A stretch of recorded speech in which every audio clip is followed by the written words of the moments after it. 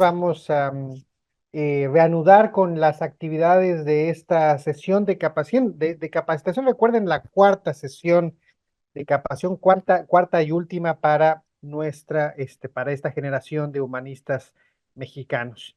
Vamos a continuar con nuestra reflexión sobre propuestas, sobre planteamientos de política pública transformadores. Acabamos de pasar una hora escuchando algunos de los avances más significativos, más importantes, más ejemplares en el caso mexicano, y ahora corresponde ir un poco más hacia el sur para conocer propuestas alternativas también que han sido o han demostrado ser profundamente transformadoras. Pues vamos a avanzar con la presentación de nuestra invitada, la licenciada Amanda Arboleda Rodríguez. Creo que está ya conectada, por ahí la veo, parece que sí. Fantástico, Amanda. Pues bienvenida, es un lujo tenerte por acá. Platico un poco, Amanda es licenciada en Ciencias Políticas, Ciencias Sociales y Políticas, y es abogada de los tribunales y juzgados de la República del Ecuador.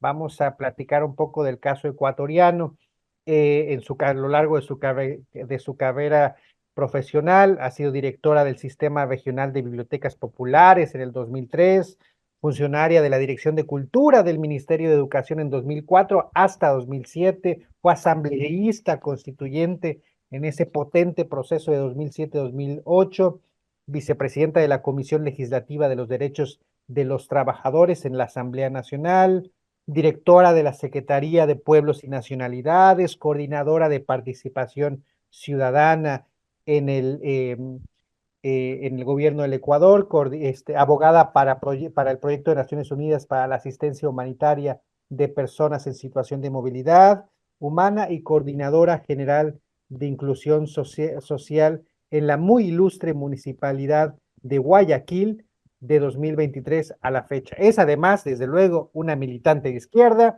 una militante de la Revolución Ciudadana, feminista, activista por los derechos con enfoque en grupos de atención prioritaria, y además miembro del colectivo Jornadas por la Paz y vocera de la Asamblea eh, de Poder Popular del Guayas. Espero no haber errado y no haber quitado nada Mm, de tu impresionante trayectoria. Adelante, compañera, bienvenida. Súper bien, muchísimo gusto, es realmente un honor enorme poder estar la tarde de hoy con ustedes. Voy a compartir en este momento pantalla para hacer una presentación de lo que he estado preparando para poder conversar. Me habían hablado Carlos Viteri de que haber una presentación sobre las políticas de cuidado en el Ecuador durante el proceso de la Revolución Ciudadana. Ahorita voy a compartir pantalla, soy medio mala con la tecnología, ustedes perdonarán, ¿se ve todo bien? Entonces, voy a hablar de las políticas de cuidado. Entonces, para hablar de las políticas de cuidado y el trabajo de cuidado en el Ecuador en el periodo de la Revolución Ciudadana, que fue desde que llega al poder Rafael Correa, eh, yo creo que no puede comenzar a compartir pantalla mientras el otro participante, alguien está compartiendo pantalla. Ya está. Entonces, antes de entrar a hablar de cómo inició todo este proceso refundacional en materia social de la Revolución Ciudadana, sí quería hablar un poco de la situación del Ecuador al 2006. Habíamos vivido gobiernos neoliberales que habían hecho todo lo posible por instalar, imponer las cartas de intención del Fondo Monetario Internacional con políticas que estaban, entre otras cosas, encaminadas a la privatización de la salud, a la privatización de la educación. Una de las grandes instituciones que el Fondo Monetario le ha pedido al Ecuador que se privatice es la seguridad social. De hecho, en el 2005 tuvimos una consulta popular por la privatización de la seguridad social, a la cual el Ecuador le dijo que no, pero y entonces en el Ecuador había un constante cambio de gobierno porque la sociedad ecuatoriana no aceptaba las políticas de ajuste estructural Y entonces pasamos de un Yamil Maguá que estuvo 2 años en el poder, un Abdalá Bucaram que también estuvo un año 7 meses, gobiernos muy cortitos. Yamil Maguá también tuvo un proceso muy corto, hubo todo este levantamiento de los forajidos, inmediatamente entra Palacio en el gobierno, en el poder, el presidente Rafael Correa era el ministro de Economía de Palacio y comienza a tener una posición antiimperialista y progresista en materia económica que hace que la sociedad ecuatoriana diga por aquí va. Este es el camino. ¿Y con qué se encuentra en el 2006? Con que el coeficiente de Gini, que es un número entre el 0 y el 1 que calcula qué tan desigual es un país, y el Ecuador tenía un coeficiente de 0,539 en el 2006, siendo uno de los países con mayor desigualdad en la región. Según las Emplades y el INEC, que es el Instituto de Estadísticas y Censos del Ecuador, se determina que en el 2006 el más rico era 37 veces el rico era 37 veces más rico que el más pobre en el Ecuador. Y en el 2005 el Ecuador se ubica en los países con un índice medio con 0,65, uno de los más bajos de la región. Entonces, realmente los niveles de desigualdad eran impresionantes. Pobreza estructural, teníamos el 37,6% de la población vivía por debajo de la línea de la pobreza, el 16,9% de la población vivía en condiciones de pobreza extrema y 5.250.000 personas en el Ecuador vivían en situación de desigualdad, 2.300.000 personas en situación de pobreza extrema. Entonces, bueno, estos son otros datos de pobreza por necesidades básicas insatisfechas. Tengo problemas para... Y bueno, en el Ecuador tenemos un problema súper grave, que es la desnutrición crónica infantil. La desnutrición crónica se diferencia de la desnutrición aguda, en que la desnutrición crónica ya afecta el peso y la talla de los niños y niñas del Ecuador. Entonces, en el Ecuador, la desnutrición crónica es un problema súper latente. El 23,9% de los niños menores de 5 años en el 2006 tenían desnutrición crónica. El 5,1% de los niños menores de 5 años padecía desnutrición aguda y había un problema de bajo peso al nacer del 8,6%, porque el tema de la desnutrición ya afecta a las mujeres empobrecidas, afecta al niño por nacer, ¿no? ¿Verdad? En el Ecuador, otro tema súper delicado es el problema del trabajo infantil. El 16% de los totales de niños y adolescentes entre 5 y 17 años estaban involucrados en alguna forma de trabajo infantil, y en áreas rurales la incidencia era mayor, con cerca del 25% de los niños y adolescentes trabajando. En áreas urbanas el porcentaje era alrededor del 9%, y el 8,5% de niños entre 5 a 14 ejercían trabajo infantil. El 28,6% de adolescentes entre 14 y 17 años también ejercían el trabajo infantil en el Ecuador. Entonces, cuando asume Rafael Correa la presidencia de la República, lo primero que cambia con el decreto ejecutivo 580 en materia social, es el paradigma de bienestar social e inclusión social. Y aunque es solo una palabra, hay dos considerandos dentro del decreto ejecutivo con el que se emite el cambio y la nueva institucionalidad que va a atender a los grupos de atención prioritaria en el Ecuador, que es justamente el pasar a hablar de inclusión social. Entonces, se plantea ya en estos considerandos que tenemos que cambiar el paradigma y cambiar de la mirada de políticas de asistencialismo, de asistencia social, a construir política pública enfocada en derechos humanos que busque realmente la igualdad y la equidad social e incluir a todos los sectores de la población en el desarrollo del país. Entonces, realmente el tema de inclusión social en el 2007 viene a ser ya realmente un cambio de paradigma que ya se consagra de manera muchísimo más articulada en el proceso constituyente del 2008, cuando se comienza a hablar del buen vivir. El buen vivir o suma causa, que es como se dice en Quichua, es este concepto que se basa en una visión integral del desarrollo humano y la convivencia armónica con la naturaleza. Entonces, en esta nueva mirada que se plantea en el proceso constituyente, hay un conjunto de artículos a lo largo y ancho de la Constitución de la República del Ecuador que hablan de las políticas de cuidado que van a ser la pieza fundamental, la columna vertebral de toda la institucionalidad encaminada a construir esta nueva manera de hacer políticas sociales y políticas de cuidado en el territorio nacional. Entonces, cuando habla del buen vivir, primero se tiene un gran debate nacional. Hay un gran debate nacional que establece que para poder vivir bien, tener un buen vivir, tiene que haber todo un conjunto de elementos que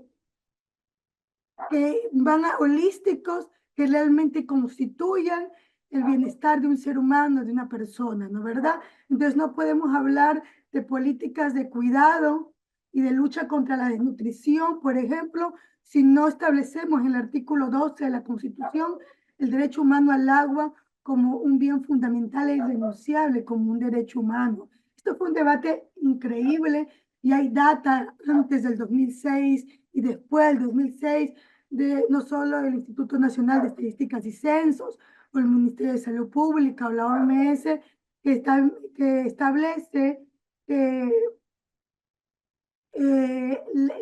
uno de los mayores indicadores responsables de la desnutrición crónica infantil, ¿no verdad?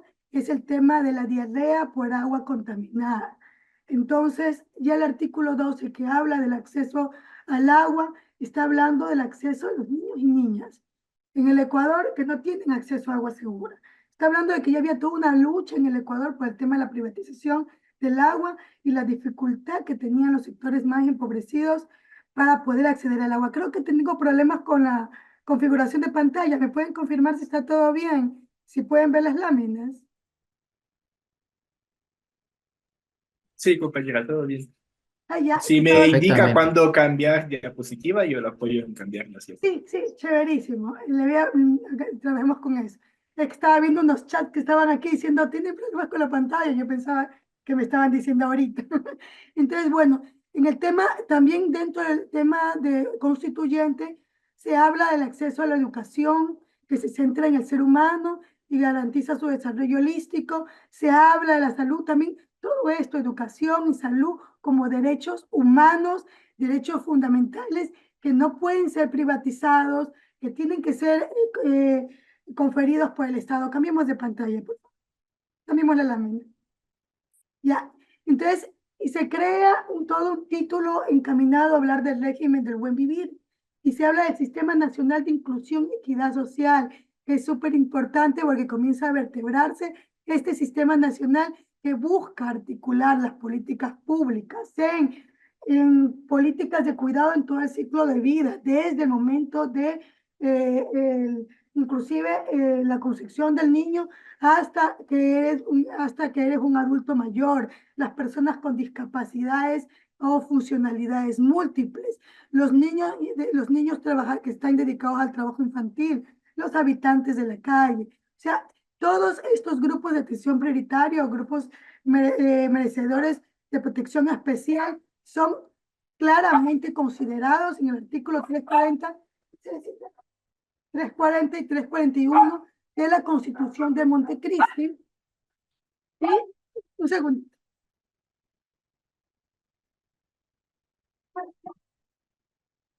Lo siento. Son ampliamente considerados en la Constitución de Montecristi y se habla inclusive de las políticas de protección y promoción de buen vivir y se habla de las políticas de protección social. Los niños en situación de riesgo, como los niños que están alejados de su nexo familiar en el Ecuador o que necesitan la protección del Estado porque han sido víctimas de violencia, están protegidos en el artículo 341 por las políticas de protección, ¿no verdad? Que hablan justamente de que estos grupos son grupos de atención prioritaria. Y cambiemos la lámina. ¿Ya? Entonces, y aquí hay todo una enumeración de todas las características que, por ejemplo, tienen las políticas de cuidado a las personas adultas mayores que tienen derecho a acceso universal y gratuito al servicio de salud, trabajo remunerado con igualdad de oportunidades, rebajas en servicios públicos, de exenciones tributarias, capacitación y formación continua, protección contra el maltrato y discriminación, todo el tema de una vida libre de violencia y seguridad social. Un poco como ustedes van viendo en el tema de adultos mayores, la Constitución de Montecristi va estableciendo estas políticas de cuidado del Estado a los adultos mayores, a los niños, a las personas con discapacidades y a todos estos grupos que son parte de los grupos de atención prioritaria. Cambiemos la lámina. Entonces, en el artículo 38 hablamos de que el Estado establecerá políticas públicas y programas de atención, asistencia y protección y desarrollo social y garantizará la atención y el cuidado integral en los centros especializados, la creación de programas específicos para el desarrollo de sus capacidades, la protección especial, que son todos los programas que comienza a desarrollar el Estado para disminuir en específico los temas de trabajo infantil, de mendicidad infantil, que realmente era pandémico en el Ecuador del 2006. O sea, realmente 3 de cada 5 niños dedicados al trabajo infantil y 2 de cada 5 niños dedicados al trabajo infantil de alto riesgo. Por ejemplo, tenemos un cantón que ahorita está en la provincia del Guayas, que en estos momentos es uno de los más violentos, no del país, creo que el de América, que es Durán. Realmente es un cantón que siempre ha vivido grandes desigualdades, un cantón periférico, Guayaquil. Los niños y niñas del cantón Durán se dedicaban en el 2006, ahora desgraciadamente el INEC y la institucionalidad que hemos tenido en los últimos años no ha permitido tener una estadística clara de lo que pasa con los niños y niñas del cantón Durán, pero 2 de cada 5 niños del cantón Durán se dedicaban al 2006 a la recolección de basura en los botaderos de basura de ese cantón, que es una cosa súper grave y súper fuerte, y por eso hay un especial interés de la Constitución de Montecristi, por ejemplo, de hablar de la protección especial para estos grupos de atención prioritario y siempre amarrar de que el Estado siempre va a ser un garante para el ejercicio pleno de los derechos de los jóvenes, de los niños, de las personas adultas mayores, de todos los grupos de atención prioritaria. Le cambiamos la lámina.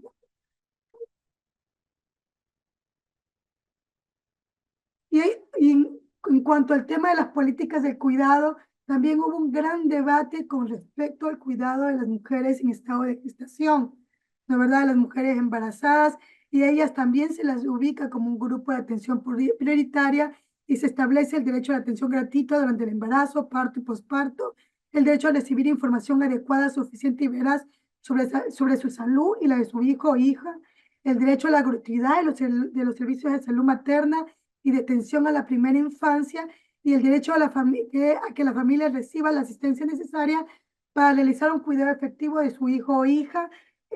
Como el Ecuador tenemos este problema súper grave de nutrición crónica infantil, hubo toda una mirada súper importante al cuidado de la madre durante el embarazo para la prevención de la desnutrición y al cuidado del niño nacido los primeros 1000 días para poderlos salvar de la desnutrición infantil. Hay que tener claro que es fundamental la alimentación adecuada desde el embarazo hasta los 5 años de edad para que un niño pueda tener un desarrollo óptimo. Si tiene desnutrición, anemia, desnutrición aguda o desarrolla desnutrición crónica en los primeros 5 años de vida, ya a los 6 años ya no se puede rescatar a ese niño de la desnutrición crónica y tendrá bajo peso, tendrá baja talla u obesidad, que también puede ser otra situación, pero siempre baja talla, y habrá una disminución de sus capacidades intelectuales para poder tener un desarrollo óptimo como ser humano. Entonces, por eso era súper importante este tema establecido en el artículo 43. Pasemos la página, por favor.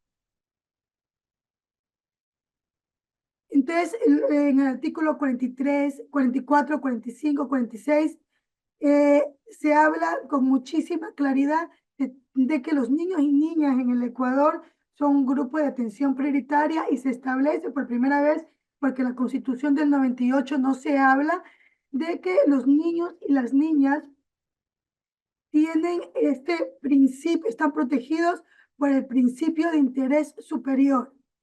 Antes no se habla de eso, en la del 98 no se habla del principio de interés superior de los niños y las niñas, que es un principio súper importante que en términos prácticos, por ejemplo, nos significa que si tenemos un menor que, por ejemplo, en situación de movilidad humana, que no está con el papá y con la mamá en el Ecuador, sino que está con la abuelita, la Junta Cantonal de Protecciones de Derechos de Guayaquil, por ejemplo, puede ampararse en el interés superior del niño para dictar una medida administrativa y darle la patria potestad temporal a la abuela para poder sacarle una visa temporal para que le pueda permitir retornar a su país de origen, o por ejemplo, el principio de interés superior del niño es lo que ha permitido que estos últimos gobiernos neoliberales no le nieguen la atención a la salud a los niños y niñas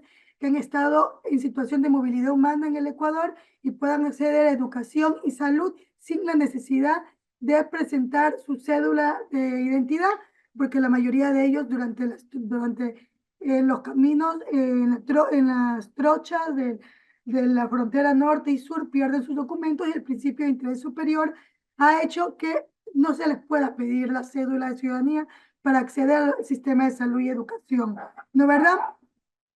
Y bueno, y todos los programas de prevención y atención especializada que son materia constitucional para trabajar en la problemática de abandono, maltrato, violencia sexual, trabajo infantil, tráfico y explotación sexual, y todo el establecimiento de medidas de protección contra el uso de drogas, alcohol, trabajo y otros productos nocivos, y creación de espacios adecuados. Ya les voy a hablar ya de eso en un ratito. Pasemos la lámina, por favor.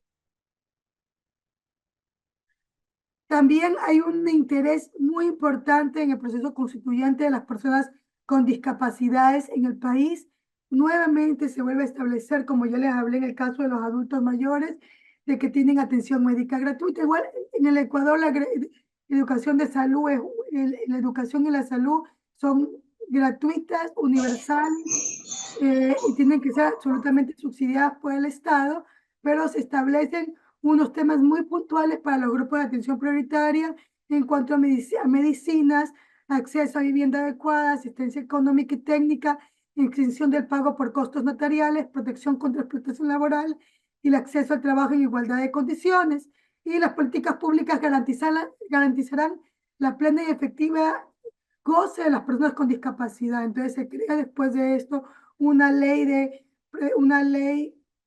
de protección a las personas con discapacidades que ya traducen en temas muy puntuales todo el tema de excepciones tributarias, en la ley de participación ciudadana y en la ley orgánica de servicio público se establecen también las medidas afirmativas de las que en algún momento nos habló en el proceso constituyente Boaventura de Sousa, cuando nos habla de que es necesario hacer justicia histórica a los grupos históricamente excluidos por el sistema capitalista y colonial, a través de estas medidas afirmativas que puedan un poco equiparar las condiciones para que podamos todos participar y ser incluidos en la sociedad. Y entonces, para las personas, por ejemplo, con discapacidades, para las personas, para las mujeres, para los pueblos y nacionalidades, se establecen políticas y de acciones afirmativas en los concursos de méritos y oposición para acceder a cargos públicos, por ejemplo, que realmente son parte también de estas políticas que buscan lograr la justicia social de los grupos históricamente excluidos. Pasémosle la. Entonces, bueno, y aquí pasémonos también porque es un poco ya lo que yo les hablé de todos los programas sociales a favor de los grupos con discapacidad. Pasémosle la. Entonces, ya en el artículo 325 hay una cosa bien interesante que viene súper bien a la exposición del día de hoy. Y es que asambleístas de la Revolución Ciudadana, feministas, con mucha claridad sobre la importancia, el peso del trabajo de cuidado en la economía nacional, comienzan a presentar en el proceso constituyente una serie de cifras en las que se demuestran cómo el trabajo de las mujeres, sobre todo, trabajadoras del hogar, tanto las mujeres trabajadoras del hogar remuneradas como las no remuneradas, son un elemento fundamental que aporta a las cuentas nacionales. Hubo un debate súper rico con datos, con cifras en las que se demostró cuánto tendría que gastar el gobierno central en guarderías, en todo el tema de programas de protección social, en programas de prevención de la salud. Sí, las mujeres sobre todo, ¿no verdad? No, que se dedican al trabajo no remunerado del hogar, no se dedicaran a las políticas de cuidado.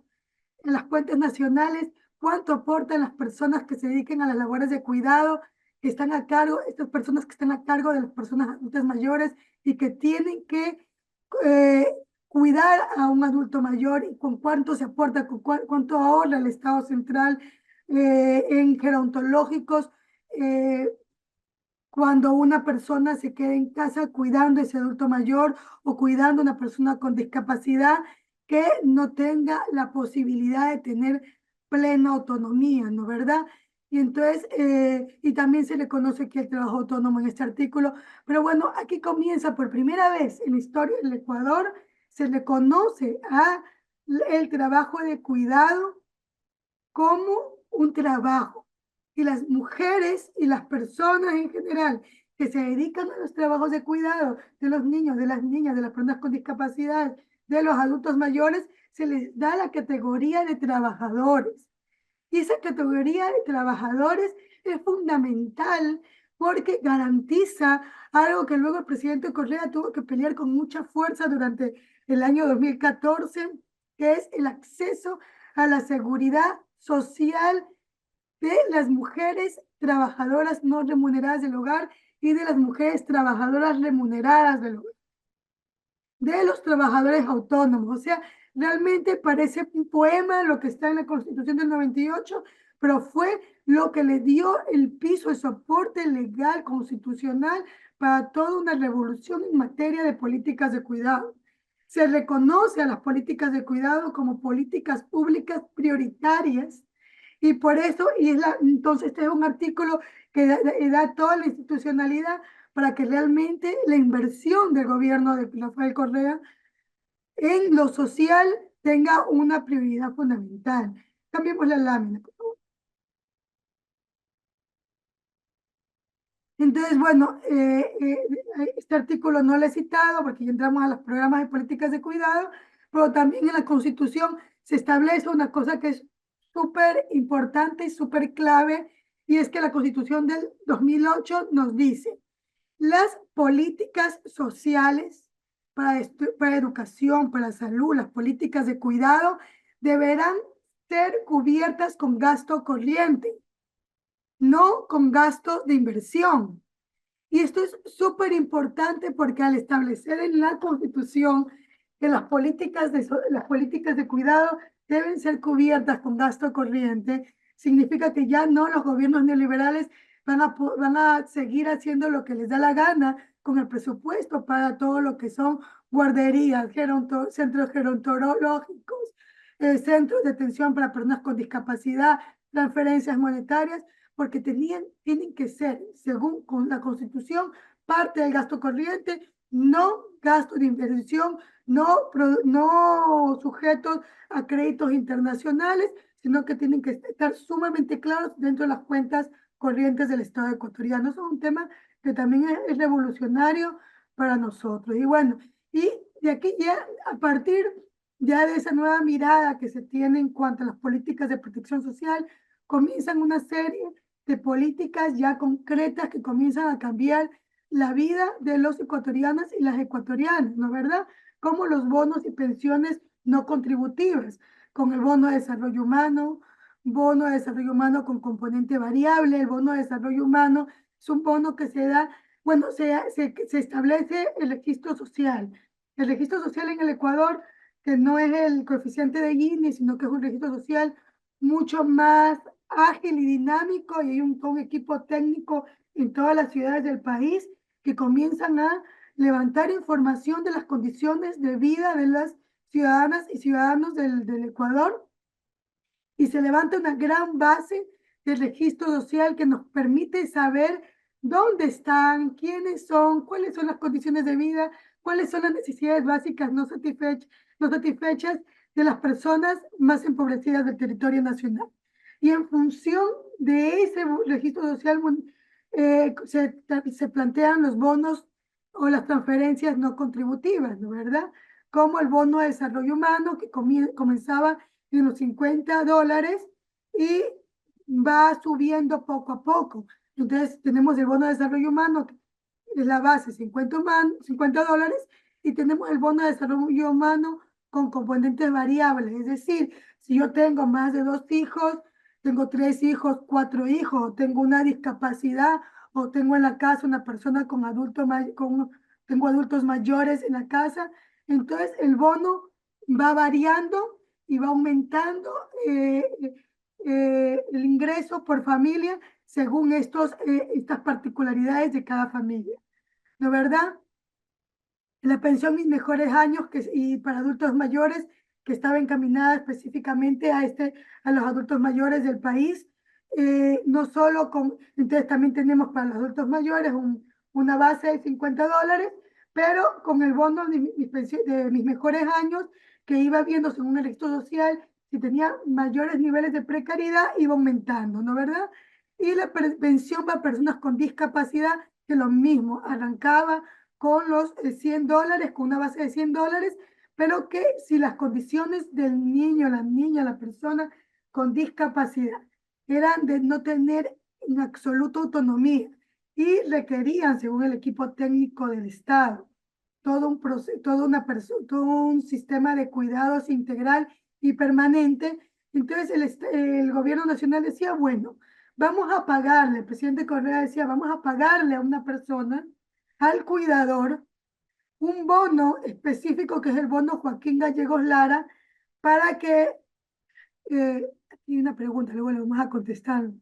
Entonces, para que no tenga que salir a la calle a buscar el sustento diario, sino que se pueda quedar en la casa cuidándolo todo el tiempo y pueda solventar los gastos de esta persona con discapacidad.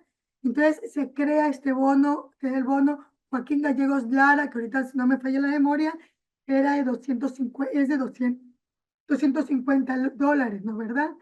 Que en ese tiempo era un poco menos de cuando se institucionaliza, era un poco menos del salario básico, y era un poco menos, o estaba ya rondando la canasta básica. Desgraciadamente, en los últimos años en el Ecuador, ahora, al día de hoy, la canasta básica en el Ecuador está en $850 por los niveles de inflación a los que hemos llegado, provocada en el último año al aumento del IVA por parte del presidente de Novoa, ¿no verdad? Pero en ese momento el bono Joaquín Gallegos Lara, que era de $250, bordeaba la canasta básica, y bueno, de lo que hizo el presidente Correa, los presidentes que vinieron, lo que se han dedicado es a hacer supuestas actualizaciones del registro social, que lo que han logrado es decir, si tienes un foco, te subo un punto. Si en tu barrio te pusieron un alumbrado público, te vamos a subir más puntaje.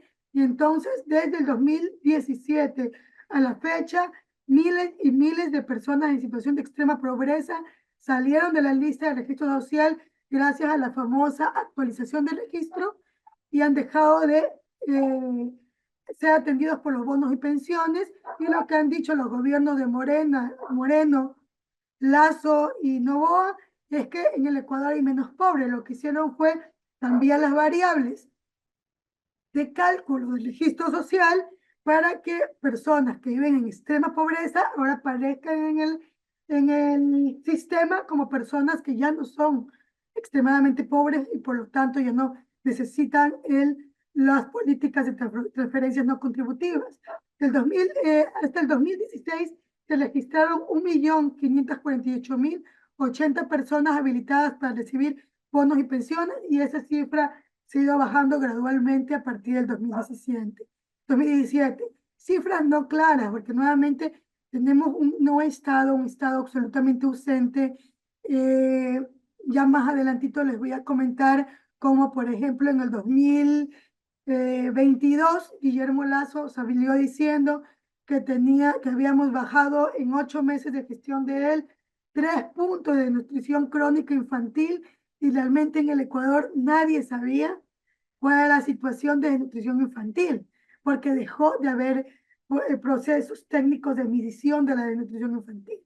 ¿No verdad? La última proceso estadístico de censo de condiciones de vida, que fue durante el año 2022-2023, fue un proceso fallido. Supuestamente iba a ser vía informática, la gente tenía que entrar en la página web del INEC, del Instituto Nacional de Estadísticas y Censos, para meter de manera voluntaria su información, y la gente no entraba, nada más.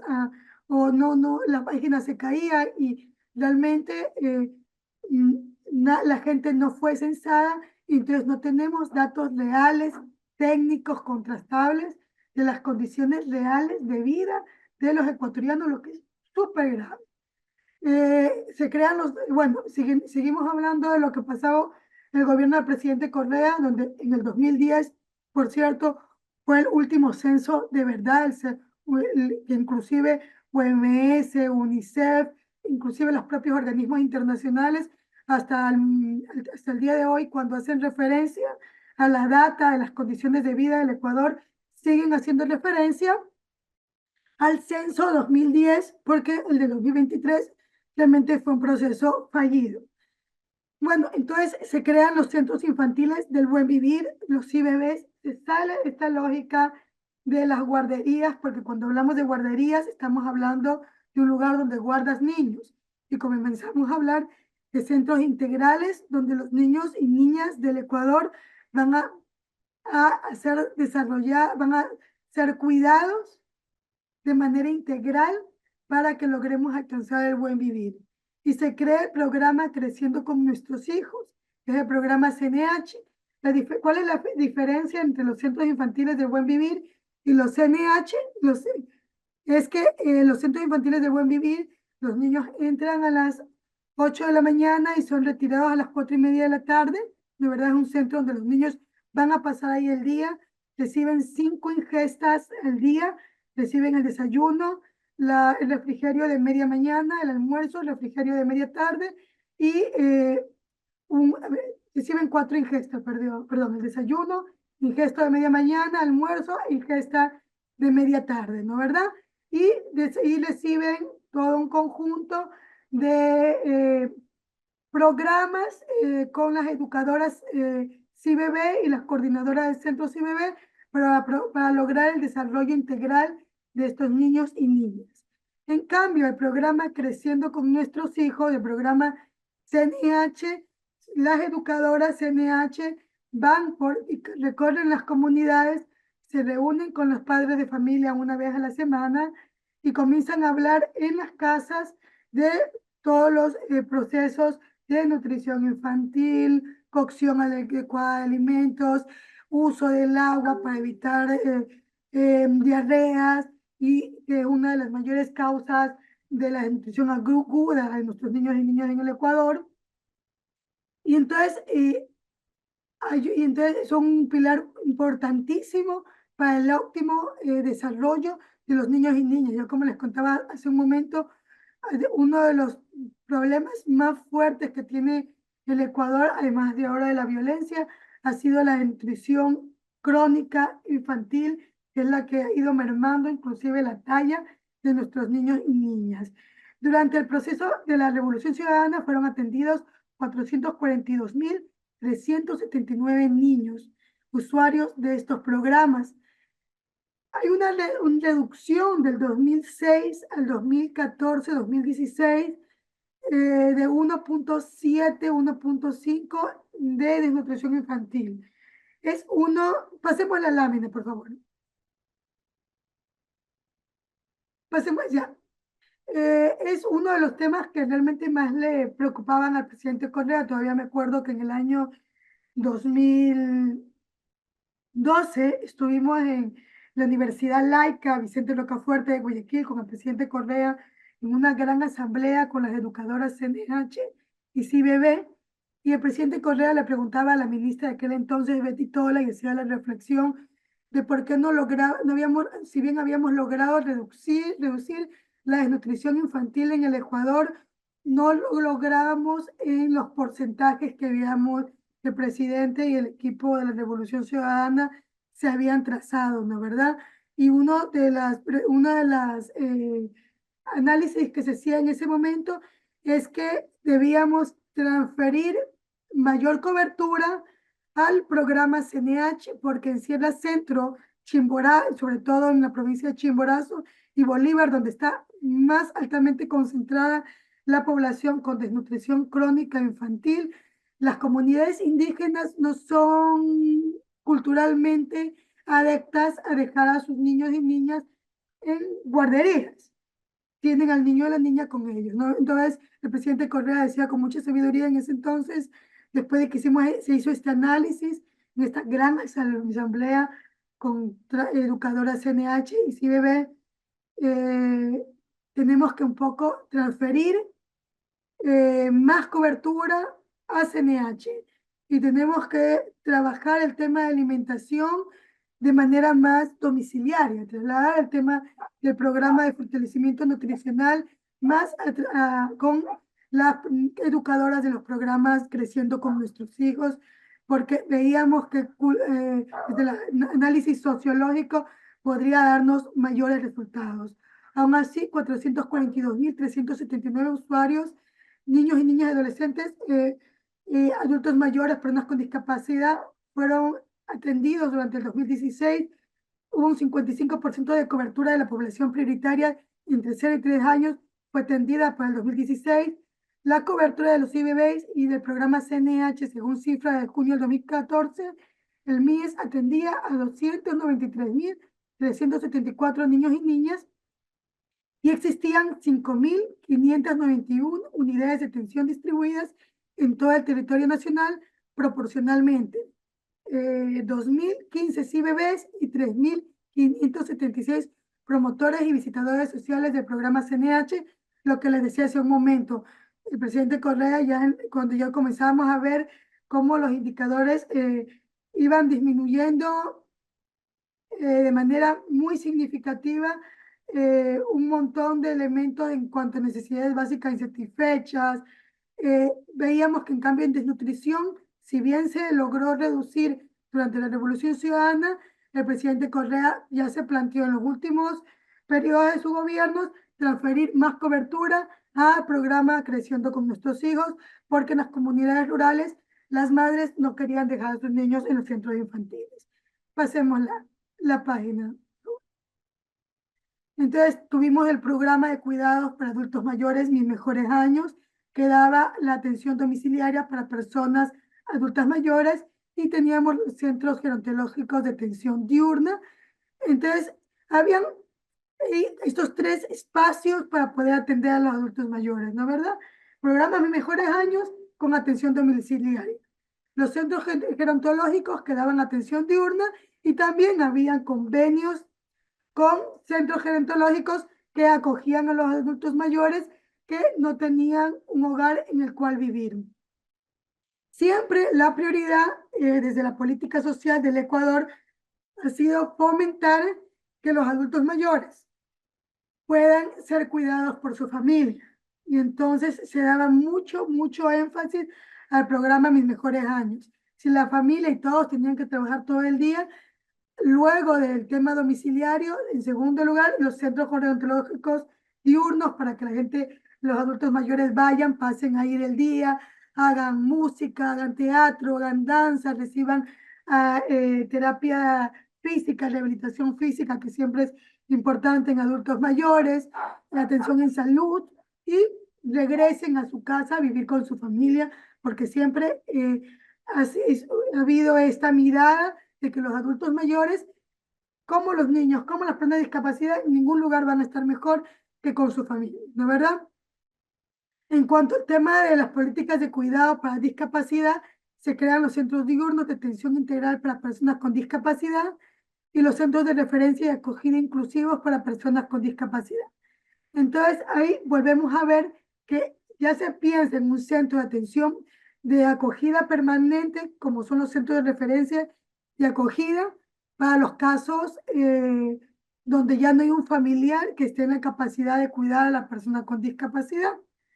Pero siempre se tiene que dar prioridad a los centros diurnos, por ejemplo, o a las visitas domiciliarias, que permita que esa persona con discapacidad pueda estar cuidada por su familia. Entonces, se atendió a 26.985 personas con discapacidad, alcanzando un 23% de cobertura de la población objetiva para el 2016. No nos olvidemos que también se le da a las personas con discapacidad el bono Joaquín Gallegos Lara, que era de $250. Por favor, pasemos la lámina. En el Ecuador, otro de los temas que más nos ha preocupado ha sido el tema del trabajo infantil y la mendicidad infantil, ¿no es verdad? Entonces, para el 2016, los servicios de atención especial atendieron a 34.950 niños y niñas y adolescentes a partir de 541 unidades de atención.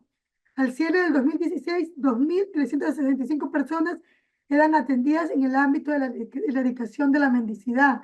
Hay unas situaciones súper interesantes porque estos programas consistían en atención en los puntos expulsores de trabajo infantil y mendicidad y atención en los puntos receptores de trabajo infantil y mendicidad.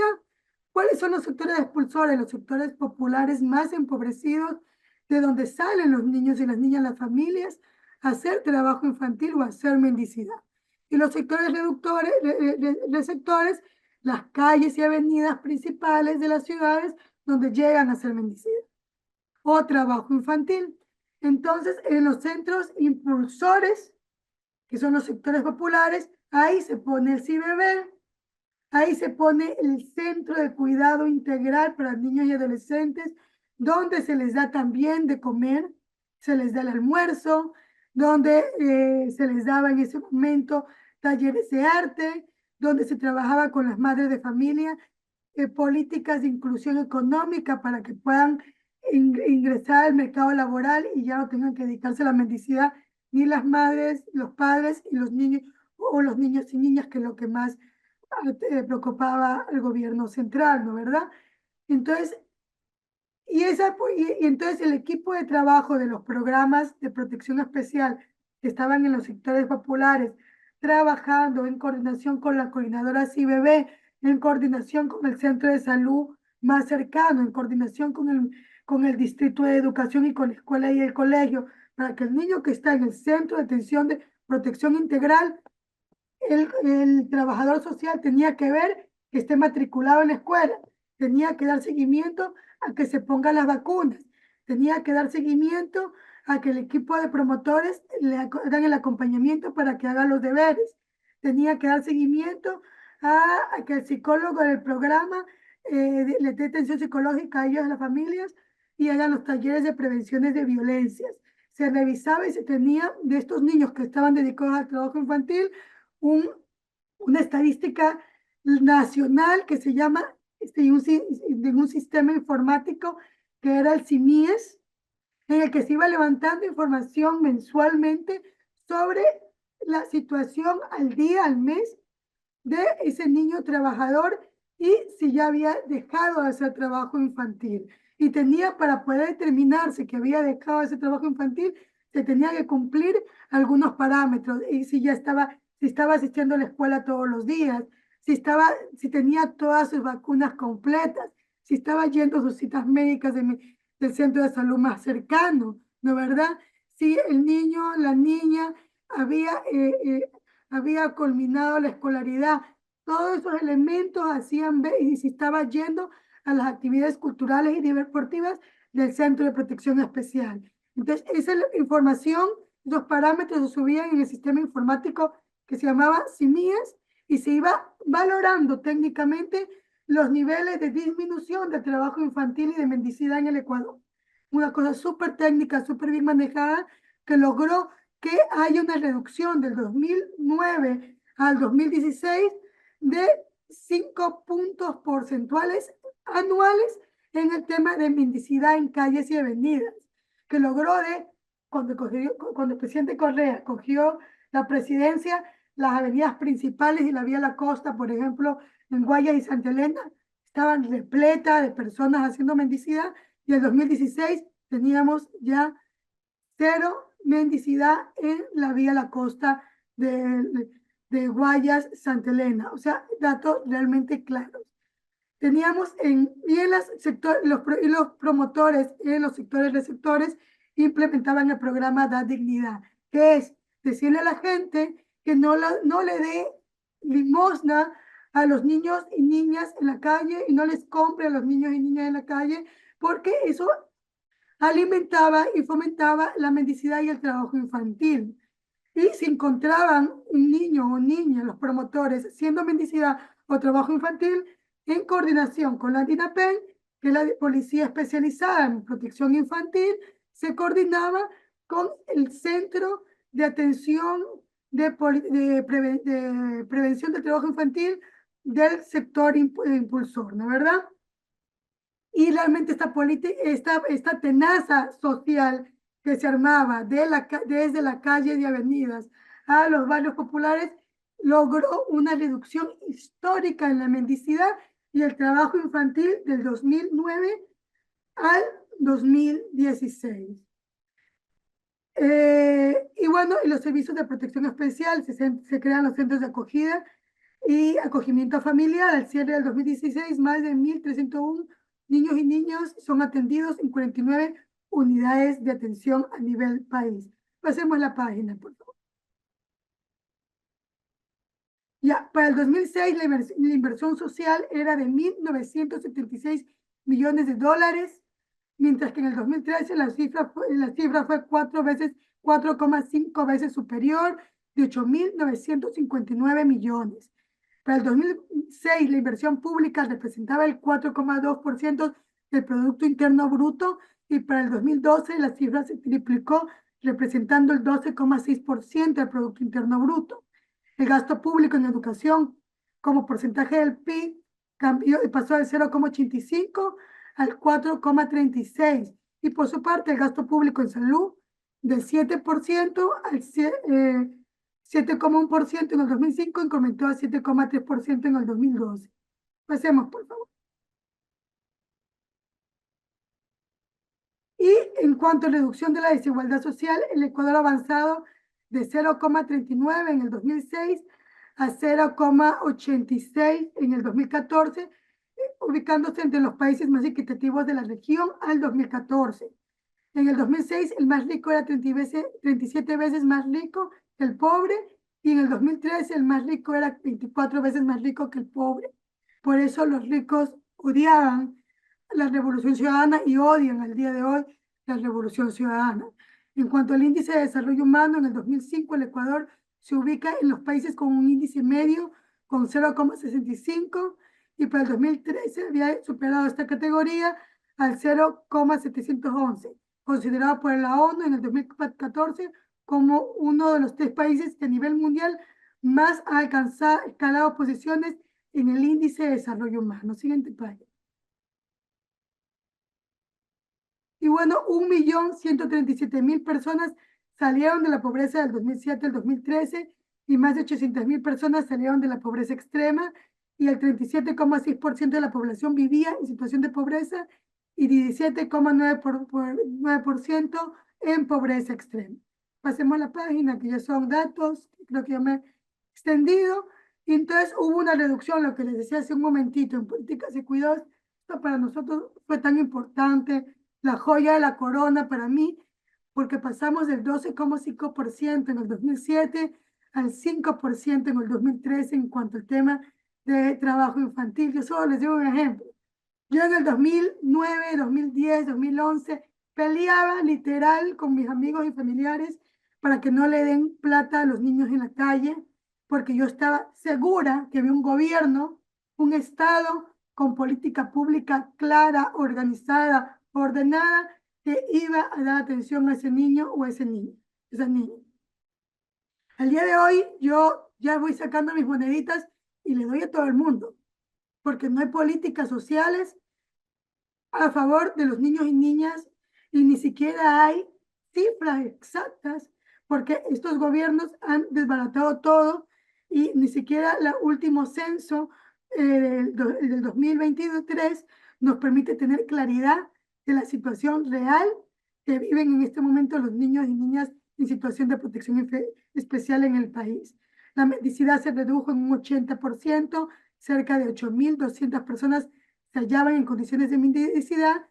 En el 2006 y en el 2014 la cifra llegó a 1.686. Este es uno de los grandes logros de la Revolución Ciudadana, de la cual nosotros estamos muy orgullosos y orgullosas. Pase la página.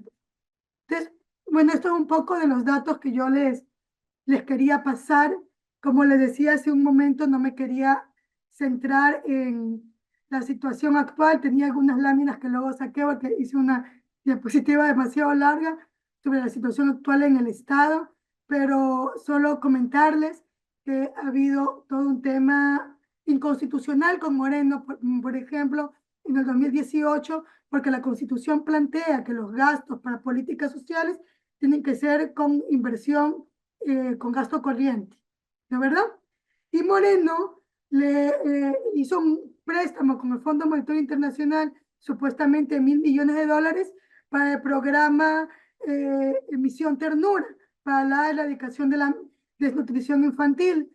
Redujo el tamaño del Estado de una manera bestial durante el 2018-2019 y todo le daba, decía, es que es para que nos den los $1.000 millones de la Misión Ternura. Al final, la ejecución presupuestaria del MIES en el 2020 fue el 20% del presupuesto. No se gastaron el 80% del presupuesto. Devolvieron la plata y hubo una reducción y un desmantelamiento de la institucionalidad que se creó para las políticas de cuidado en el Ecuador.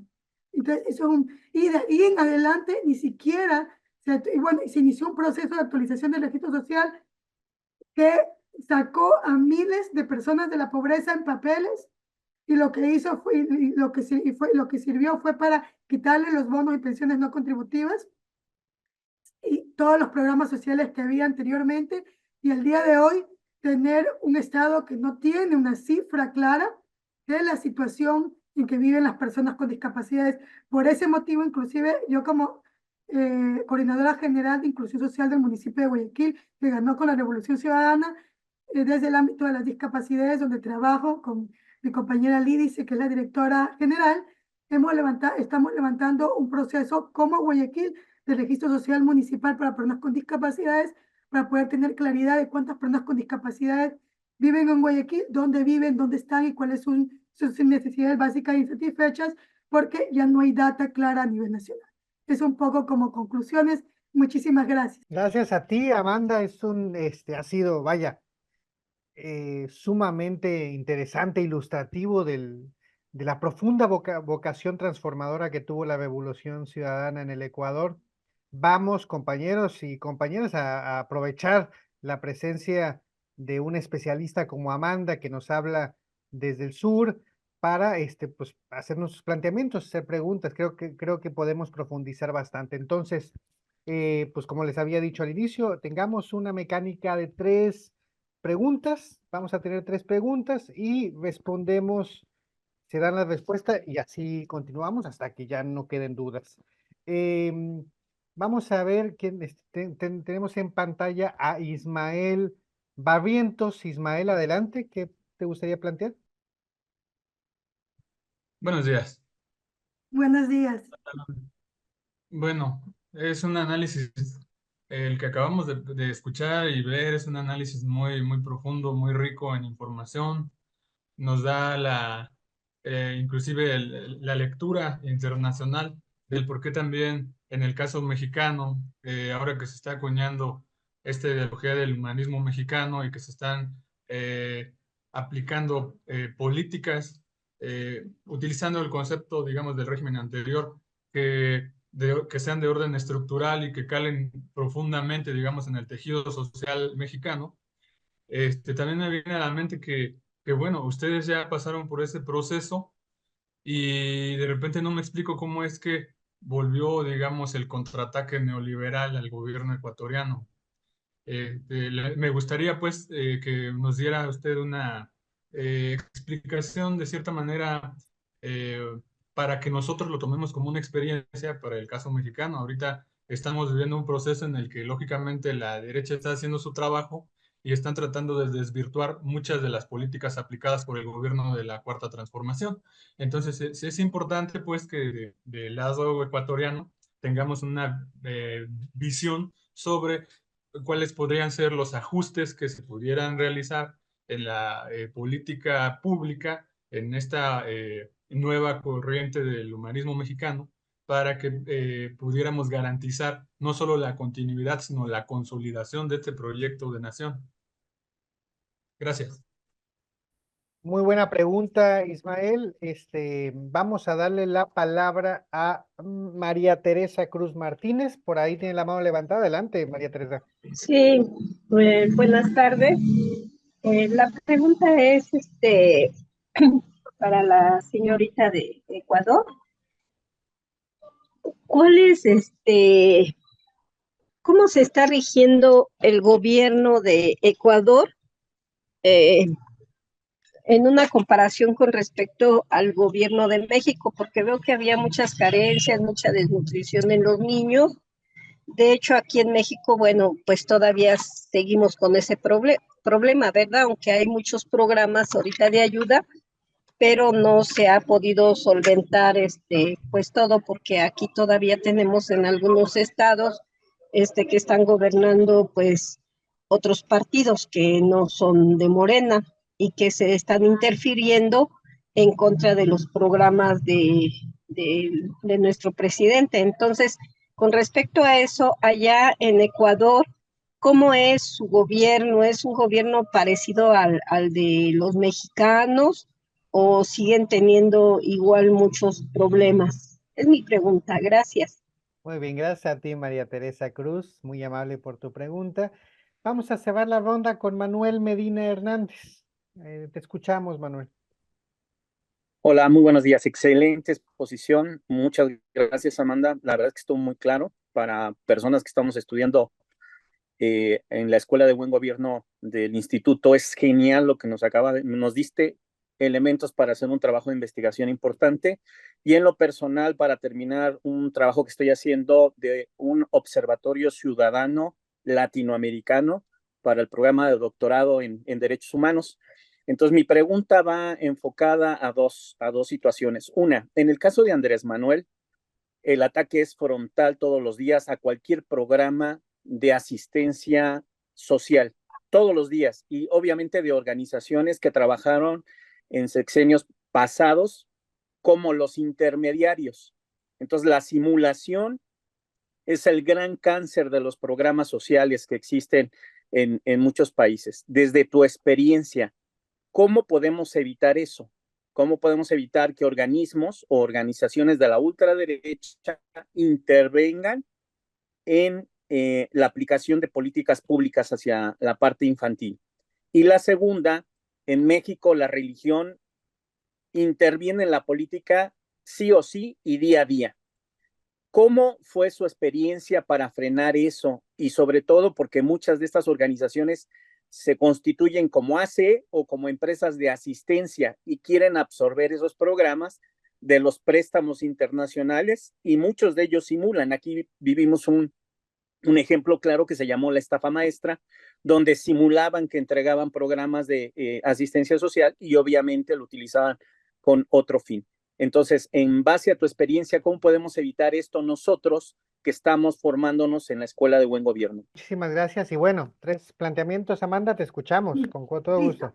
Entonces, la primera pregunta que nos hacen sobre cómo volvió el ataque neoliberal al Ecuador, entonces, realmente yo creo que hay 3 elementos fundamentales. Creo que al proceso de la Revolución Ciudadana le faltó trabajar con mucha más fuerza en la construcción del poder popular. Y eso tenemos que ser absolutamente autocríticos. La construcción del poder popular, de la organización en el barrio, de la organización en la comunidad, que sean organizaciones absolutamente democráticas, que permitan realmente la promoción de nuevas dirigencias desde lo popular y que realmente se sientan que son dueños del proceso revolucionario, es una falencia que para mí es como que el punto principal, el punto fundamental, y es un tema que no nos puede pasar a nivel de Latinoamérica. Tenemos que, y yo creo en eso que el presidente Petro tiene muchísima claridad cuando dice en estos últimos tiempos que está sufriendo los embates de la extrema derecha colombiana, cuando dice que él convoca a las organizaciones populares a que vayan fortaleciendo el poder popular para defender el gobierno del cambio, ¿no es verdad? Y yo creo que eso nos faltó en el Ecuador, poder hacer carne en los sectores populares y de ahí lo segundo que es el tema de la educación, ¿no es verdad? Si bien logramos disminuir muchísimo el tema del analfabetismo en el Ecuador. Creo que el tema de la educación en cuanto a formación política, que también está de la mano con la construcción del poder popular, es otro tema que nos ha jugado en contra. Tenemos un montón de gente que salió de los sectores populares y luego se creyeron clase media, absolutamente aspiracionales, una juventud absolutamente aspiracional, que cree que votando por el niño Novoa, niño rico, va algún día a ser igual que el niño rico, ¿no verdad? Entonces, y es un problema que en el Ecuador tenemos grandes falencias en el tema de la educación. Hubo unos esfuerzos grandes de parte en eso, sí, del presidente Correa en cuanto a la educación formal, por eso logramos reducir el tema del analfabetismo. Se crea, inicia el proyecto de Yashay, inicia el proyecto de la Universidad de las Artes, que es una de las cosas más hermosas que hizo el presidente Correa, pero y es por eso que la extrema derecha le dio tanto palo a Yachay, por ejemplo. Tanto palo a Yachay, tanto palo a Duarte, pero el resto del sistema de educación no lo logró. Inclusive se perdió FEUE, que es la Federación de Estudiantes Universitarios del Ecuador en ese periodo, lo asumió un partido de extrema derecha en Guayaquil, porque no logramos construir poder popular. Hubo una gran fractura con la izquierda tradicional, como en el Ecuador le decimos, por ejemplo, los chinos a los que en algún momento de la decisión de la Unión Soviética y el Partido Comunista Chino se quedaron supuestamente en un sector, entonces aquí les dividimos en el Ecuador entre chinos y cabezones, entonces los chinos se convirtieron en un momento en el legítimo contradictor del gobierno nacional y perdimos de vista que nuestro legítimo contradictor era la extrema derecha. Era la extrema derecha que comenzó a utilizar a estos grupos de izquierda como caballito de Troya para luchar en contra de los cambios de la revolución ciudadana, ¿no es verdad? Y lo otro, creo que, porque podríamos decir, pero bueno, Argentina tiene una historia de movilizaciones y de organizaciones sociales, ¿y por qué pasó lo que les pasó a ellos con Milei? Y es que yo creo que también tenemos que entender el contexto ecuatoriano dentro de un contexto regional y dentro de un contexto global que nos dice con mucha preocupación de que el fascismo y la extrema derecha están ganando terreno en el globo terráqueo. Y por eso tenemos Novoas en Guayaquil y Mileis en Argentina, e intentos de golpes de Estado en Colombia, por ejemplo, y toda la lucha en contra de Morena no es solo porque un partido local quiera hacerse del poder, es un problema regional, es un problema de geopolítica. Entonces, yo creo que son algunos de los elementos que a veces nos quitan el sueño y decimos, mierda, ¿por qué perdió Arauz? ¿Por qué no ganó Luis en estas últimas elecciones? O sea, la extrema derecha fascista fue capaz de matar como lo dijo Andrés Manuel, fue capaz de matar a uno de sus esbirros como lo era Fernando Villavicencio con tal de que Luisa no gane en primera vuelta. ¿de verdad? Entonces, son algunos elementos que yo considero que son relevantes para lo que estamos viviendo en el Ecuador al día de hoy. Bueno, y con respecto al tema que me preguntaba la señora sobre el gobierno del Ecuador, bueno, obviamente estamos en este momento viviendo un gobierno de extrema derecha neoliberal a tal punto que se atrevió, bueno, ha impuesto, ha seguido con la lógica de las medidas de ajuste estructural desde la época del traidor Moreno, ¿no verdad? Que han ido disminuyendo el gasto público para salud, para educación, que ha impulsado cosas, o sea, cada uno ha hecho como su partecita de la gran carta de intención del Fondo Monetario Internacional y de las corporaciones internacionales.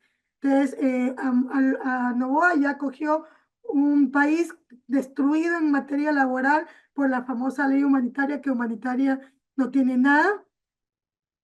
Y lo primero que hizo en la segunda semana de su gobierno fue perdonarse a él mismo impuestos, siendo el más rico del país, ¿no verdad?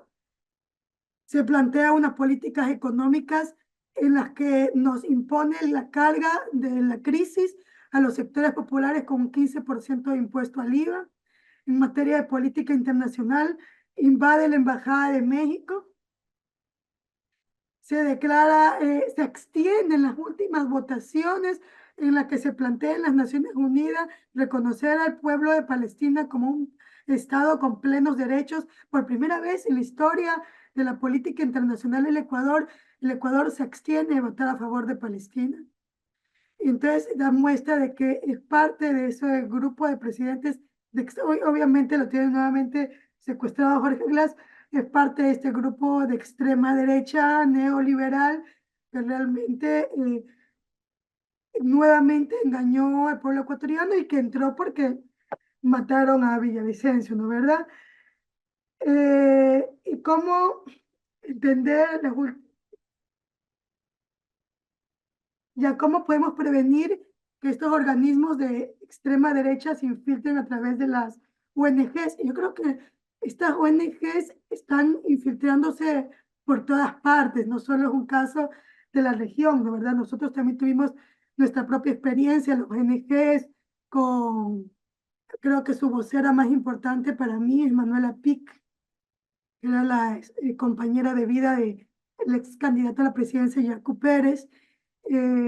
Fue mermando la relación del movimiento indígena con los sectores más progresistas del movimiento indígena, ¿verdad? Y han logrado, por ejemplo, una ruptura dentro del Pachacutic, quedando evidenciado que hay una corriente de izquierda progresista consecuente, como es la corriente de la CONAIE y de su presidente Leonidas Issa, y hay otra corriente totalmente corroída por estas ONGs internacionales encabezadas por gente como Salvador Quispe o Lourdes Tibán, ¿no verdad? Y creo que fue una cosa parecida a lo que también pasó en Bolivia y se evidenció en el golpe de Estado en Bolivia, donde la propia Manuela Pic, que hacía trabajo en Ecuador, pues también se iba a Bolivia, era casi que la vocera de las mujeres bolivianas que se han bien hecho que le hagan golpe de Estado a Evo, porque son unos machistas, machirulos, explotadores, y no solo pasa en Bolivia o en Ecuador.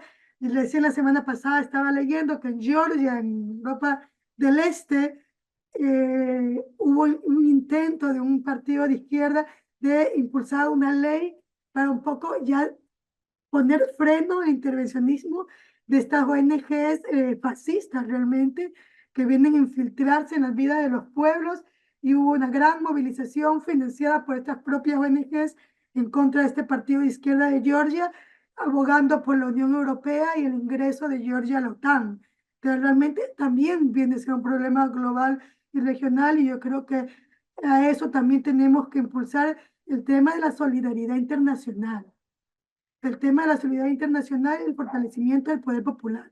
¿Cómo las organizaciones populares de Ecuador podemos ir fortaleciéndonos sin necesidad de que CARE, por ejemplo, nos financie?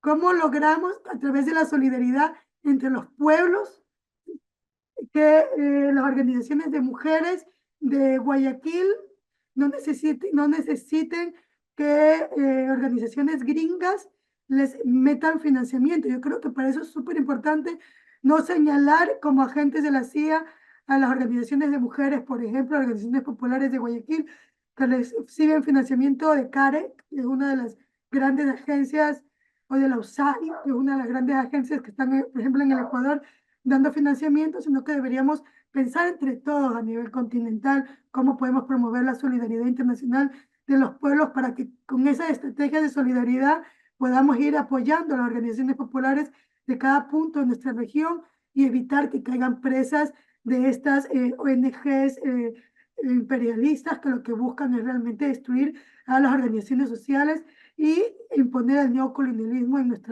nuestra América. Eso. Muchas gracias, Amanda. Grandes advertencias. Yo creo que hay muchas lecciones que aprender, tanto de lo logrado como del proceso intenso que se está viviendo actualmente. Continuemos con las preguntas. Vi que estaba Jesús Manuel con la mano levantada. Jesús Manuel Cheda, adelante, por favor. Sí, bueno, buenas tardes. Miren, el tema es muy largo, y a mí me gustaría saber a dónde puedo acceder a la información sobre el proceso que pasó en Ecuador, porque es muy interesante entender qué fue lo que pasó cuando con todas las propuestas de gobierno humanistas, pues se hubiera, por lógica, logrado consolidar y darle continuidad a esos programas, y sin embargo, prevaleció la ultraderecha. Ahora, como lo comenta Amanda, hubo un engaño, ¿sí? Pero desde mi perspectiva, un engaño es tan efectivo como la inacción de nuestras propias labores cuando ejercemos un trabajo, ¿no? Un programa o un sueño o gobierno, ¿sí? Entonces aquí lo que comentó Amanda al principio cuando contestaba es que no se fortalecieron las bases, y lo que yo entiendo de la 4T es que estamos construyendo una base política desde el municipio para lograr tener una conciencia política plena, conocer cómo funciona nuestro gobierno, nuestros derechos y nuestras obligaciones como ciudadanos. Entonces, sería muy largo pedirle a Amanda, oye, explícame qué fue lo que no consolidaron ustedes en Ecuador, si lo intentaron hacer de arriba hacia abajo y descubrieron las bases, y ahí como comentaba ya, es que los chinos, y ahorita alguien comentó, oye, no sabes nada de los chinos comunistas. Tú comentaste que un grupo de los chinos, ¿sí? Los Y tú chinos dijiste, ecuatorianos, ¿no? Así es como un no, apodo. no, sí, pero que era, Es un pero que era apodo una que se parte, les ha puesto. sí, pero tú dijiste que era una parte de la izquierda que se volteó Sí, y se fue con la derecha. Y yo comentaba en el grupo, ahí comentaba en el chat, qué raro, ¿no? Chinos comunistas con ultraderecha, pues como que no suena. Entonces ahí es donde a mí me interesaría saber qué intereses se afectaron, que fueron las debilidades que encontraron esos cuates y obraron para ganar otra vez de nuevo los de la derecha, a través del engaño o lo que sea, ¿verdad? Bueno, en fin, es muy largo. A mí me Gracias, gustaría que Jesús. puedas compartir dónde podemos acceder a esa información de lo que pasó para nosotros aprender y saber aquí en México qué tenemos que cuidar, ¿sí? Gracias, Jesús. Gracias. Pues Gracias. vamos, ya concluimos con el tiempo de la pregunta. Vamos a dar espacio a que alguien más tome la palabra. Interesante planteamiento el que haces. Luis Alonso por ahí me anda escribiendo también que quiere tomar la palabra. Adelante, Luis Alonso. Con todo este conocimiento y experiencia que usted tiene, si el día de hoy usted tomara posesión como presidenta de Ecuador, ¿cuáles serían las acciones que usted implementaría para que se fortaleciera la política y los programas de cuidado no tuvieran regresión o costara, como dice Andrés Manuel, les costara más trabajo dar marcha atrás? ¿Y cuál sería el papel de las personas, de la nación, del pueblo, de los ciudadanos que tenemos la capacidad de votar y tomar decisiones en una elección? Gracias. Gracias a ti, Luis Alonso. Excelente pregunta. Excelente pregunta. Muy bien. Vámonos con José Darinel Santiago López. Tiene ahí la mano levantada. Adelante, José. Sí, muchas gracias. Pues yo nada más dos planteamientos y ojalá me pueda contestar. Si bien es cierto que la formación es importante para la construcción popular, su opinión de que los conservadores tratan de obtener puestos importantes al interior del movimiento popular en México y qué consecuencias podría tener esto. Y otra, pues sería como cómo implementar un programa de formación política más amplio, que no únicamente sea a través de las redes sociales, sino que sea un sistema de formación desde las bases. Eso es todo. Gracias. Gracias a ti, José Daniel. Pues adelante, Amanda. Te dejo el micrófono para las preguntas. Listo. En la primera pregunta sobre el tema de dónde puede conseguir información, me coge en roja porque realmente yo le visto información de manera muy así como, no es que tengo un sitio específico donde podemos bajo información en específico, pero por ejemplo para mí toda la información que va sacando Arauz desde todo este grupo latinoamericano de economistas no ortodoxos puede darte muy buena bibliografía para poder entender la situación económica del Ecuador y lo que pasa también en la región. Entonces yo sí les recomendaría que leamos a Arauz y a todo este grupo de economistas no ortodoxos que sacan muy buenos documentos sobre la situación del Ecuador al día de hoy. Y bueno, es un poco como para darles una recomendación de lo que se me viene ahorita a la cabeza de las cosas que yo reviso cuando necesito tener información en materia económica que no es mi fuerte, ¿no verdad? Siempre realmente me remito a los políticos no ortodoxos del colectivo al que pertenece Andrés Arauz. Entonces, también me preguntaban qué engaños este tema de qué intereses se afectaron para que estos grupos que eran supuestamente de extrema derecha se vean afectados. Y bueno, realmente, por ejemplo, la UNE, que era la Unión Nacional de Educadores, y la CONAIE, la UNE en particular, que estaba representando a los maestros en el Ecuador, tenían una serie de como beneficios como dirigentes sindicales, ¿no es verdad? Entonces, por ejemplo, los dirigentes sindicales no iban todos los días a dar clases, sino que se les pagaba el sueldo sin ir a dar clases porque ellos se dedicaban a la dirigencia sindical. Y lo mismo en materia de salud, por ejemplo. Y teníamos el tema en materia de educación de que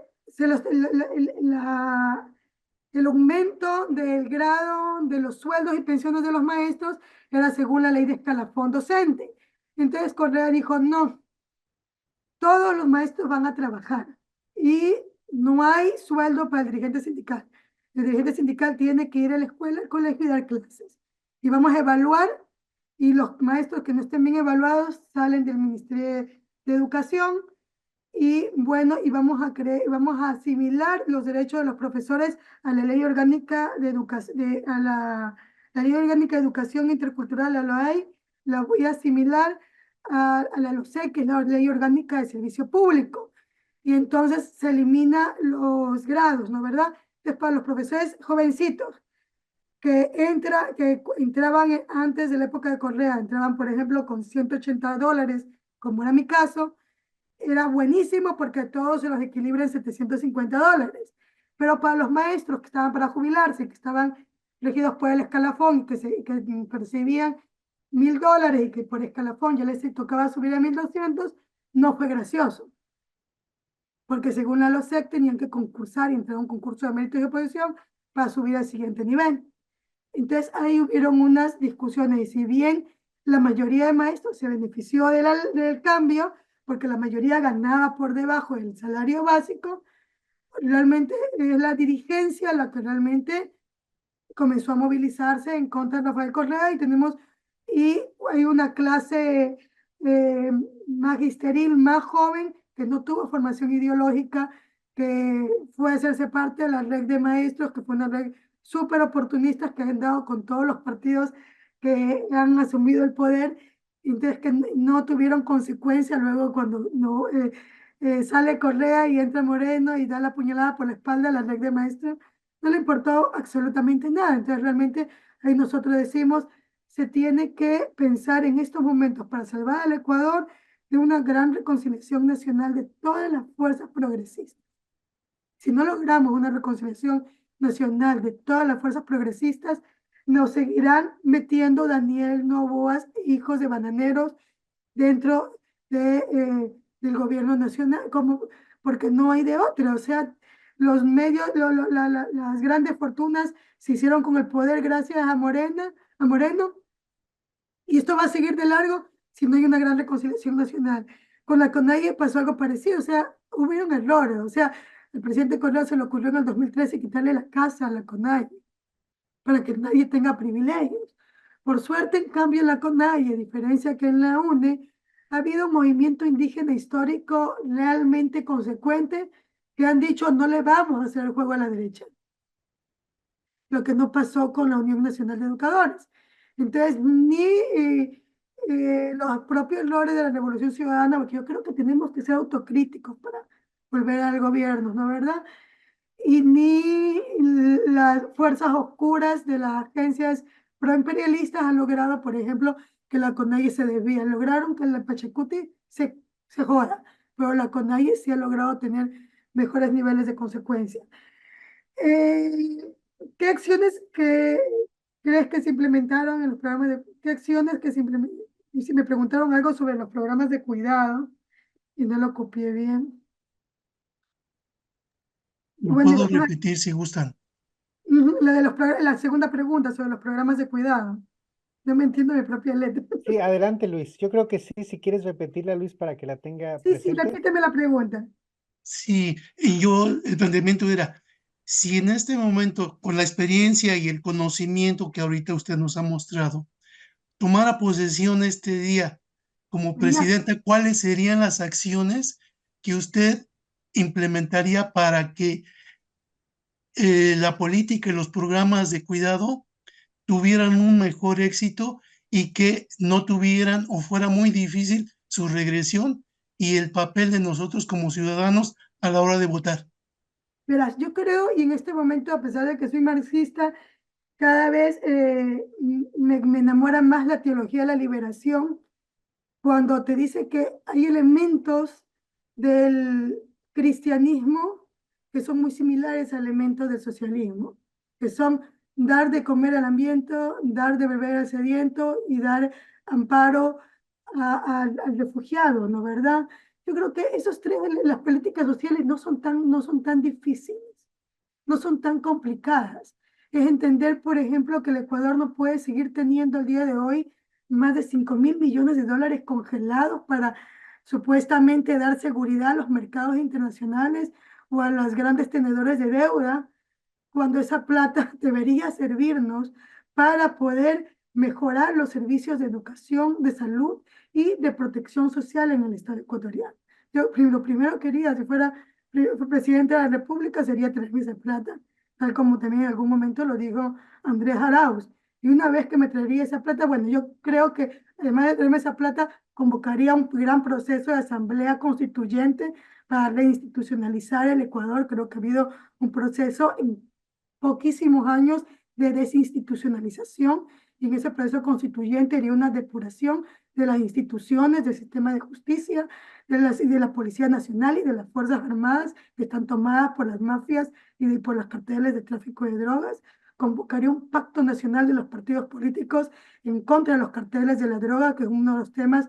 No más $1 del traficante de la ciudad. O sea, no más $1 de la persona que no sabemos de dónde viene. No más políticas clientelares. Yo creo que tendríamos que convocar en ese proceso refundacional constituyente a un gran pacto nacional en cuanto al tema de no relaciones con los traficantes de drogas, depurar Policía Nacional, depurar Fuerzas Armadas, y ahí sí recuperar temas en la Constitución que han sido desmantelados en los últimos tiempos, como por ejemplo lo último que pasó en la consulta, que es una barbaridad, como que las Fuerzas Armadas puedan encargarse de la seguridad interna cuando ellos también están tomados por los carteles de la droga, y cuando la doctrina a nivel internacional en derechos humanos nos dice que las Fuerzas Armadas no pueden. Me dijeron que me queda presidente, ya les voy a hacer ya mi desfogue de mis trasnochos. Las Fuerzas Armadas no pueden asumir la seguridad interna porque necesita la institucionalidad del estado de excepción que establece reglas claras de qué derechos constitucionales se pueden suspender y qué derechos constitucionales no se deben suspender. Entonces, tendríamos que hacer un proceso constituyente y nos tiraríamos abajo todas esas leyes económicas que han deteriorado las instituciones del Estado, y ahí sí, me traigo la plata que tenemos en Europa, que sirve simplemente para darle garantía a la banca nacional e internacional de que el Ecuador, que se está muriendo de hambre, va a seguir pagando deuda externa, ¿no verdad? E invertiríamos, ahí sí, dar de comer al hambriento, dar de beber al sediento y dar amparo a los refugiados. O sea, tendríamos que reinstitucionalizar el Ministerio de Educación, que todos los años tiene más de 50.000 niños menos con las cifras oficiales, porque las cifras no oficiales son de espanto, ¿no verdad? Pero los niveles de ausentismo escolar en el Ecuador son una barbaridad. Retornaría presupuesto para el sistema de salud pública porque no tenemos, hemos llegado a momentos que no hemos tenido plata ni para comprar la anestesia, y en este momento el sistema le devolvería la plata al IES porque en este momento ya las aseguradoras ni siquiera nos quieren atender porque el Estado le debe demasiada plata a las prestadoras de servicios médicos del Instituto Ecuatoriano de Seguridad Social. Tendríamos que devolver el gasto, la inversión de las cuentas al gasto corriente en toda la materia social, porque dejaron todo como gasto de inversión, lo que es una barbaridad, y es desfinanciado los sistemas de cuidados en el Ecuador. Tendríamos que nuevamente, en materia de protección especial, no podemos seguir persiguiendo y maltratando a niños, tachándolos de narcotraficantes. Tenemos que regresar a los niños a las aulas de clases. Tenemos que regresar a los programas de protección especial para los niños trabajadores. Tenemos que tenemos que darle agua a los niños que están vendiendo en la calle, que se mueren. O sea, en Guayaquil y en Ecuador pasan cosas tan graves. El otro día estaba en una gasolinera y los niños vendedores ambulantes entraban rogando que les regalemos botellitas de agua y sopas Maruchan porque tenían hambre y tenían sed. Entonces a la gente hay que darle agua, hay que darle alimentos. Entonces yo creo que cosas súper puntuales, hay que hacer todo un refinanciamiento de las políticas de cuidado. Entonces, yo creo que por ahí debería ser, creo que sería de las primeras cosas que yo haría si fuera presidenta de la República. Y bueno, en materia y lo otro que quería hablar, si fuera presidenta de la República, yo creo que sí establecería una clara diferenciación entre el poder popular y la institucionalidad pública. Y daríamos todo el apoyo para que el poder popular pueda volver a fortalecerse, vuelva a robustecerse, y convocaría una alianza nacional de todas las organizaciones populares y sociales del Ecuador para que todos sintamos que somos parte de este proceso y movimientos de izquierda no vuelvan a ser utilizados de caballo de batalla en contra del progresismo ecuatoriano. Y en cuanto al tema de Morena, alguien me hablaba del tema de los conservadores. Realmente me da mucha vergüenza opinar de Morena porque soy del Ecuador y no es que conozco de manera, escucho a Andrés Manuel con mucha admiración, pero no es que conozca de manera pormenorizada lo que sucede en Morena, y me daría vergüenza opinar sin mayores elementos conceptuales, pero sí les invito, compañeros, a fortalecer nuestros movimientos de izquierda, la izquierda dentro de la izquierda y el poder popular. O sea, solo eso de manera muy, muy general, ¿no verdad? Y un poco luchar en contra de los sectarismos y entender que si nosotros por no fortalecer la izquierda y la formación política y olvidarnos del marco teórico en la construcción del poder popular, podemos caer en partidos populistas y clientelares, y tenemos que fortalecer el tema de la educación en nuestros movimientos. Tenemos que leer, tenemos que revisar, tenemos que reunirnos y escucharnos para que nuestros partidos no sean mermados por actores exógenos. Les digo desde afuera sin tener mayores claridades de lo que pasa puertas adentro, solo eso. Pues muchísimas gracias, Amanda. Ha sido un lujo, sinceramente, escuchar tu balance y enorme experiencia. Vamos a redondearlo, hay que redondear lo que hemos discutido, lo que hemos platicado, y pues naturalmente nadie mejor que nuestro compañero en el Instituto Nacional de Formación Política, Carlos Viteri, que seguramente puede redondear esta conversación muchísimo mejor de que lo haría yo. Entonces, Carlos, adelante, por favor. Alichishi, Tuku y Guna, queridos compañeros y compañeras, buenas tardes. Muchas gracias, querido Samuel. Amanda, querida, te mando un abrazo a la distancia. Muchas gracias por estar acá con nosotros. Y quiero felicitarte por esta exposición muy, muy rica en datos, en, en información, en reflexiones también. Y también, cómo no, agradecer a Marco Antonio Gómez, que estuvo por acá también a hablarnos sobre un tema muy cercano a lo que, al tema de las políticas de protección, que son los temas de los salarios mínimos. Pues efectivamente aquí se han planteado los temas que están en la profundidad de la problemática, pero al mismo tiempo de las transformaciones. Gandhi decía que la grandeza moral de un pueblo se mide por las políticas o por cómo trata a sus animales. Obviamente, él decía desde su visión de su religión, de su pacifismo, ¿no?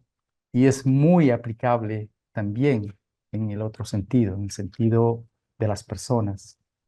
La grandeza moral, la grandeza ética de un pueblo se mide por cómo protege a su gente, por cómo cuida a los más vulnerables, por cómo cuida a sus niños, a sus niñas, a sus madres, a sus adultos mayores. Y en ese sentido, acá nos encontramos ante dos visiones.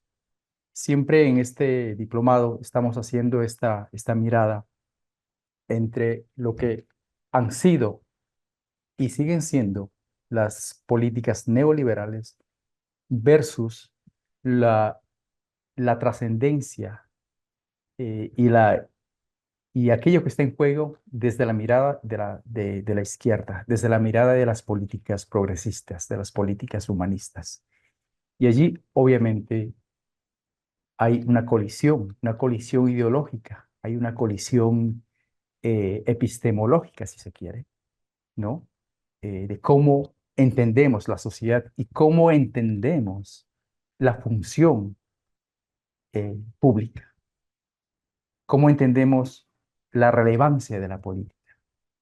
Y sobre el sentido que tiene la política, Andrés Manuel nos ha dado lecciones magistrales de cuándo la política tiene sentido y cobra relevancia, cuando ésta se pone al servicio del bien común, cuando es un instrumento de transformación para construir justicia, para construir igualdad.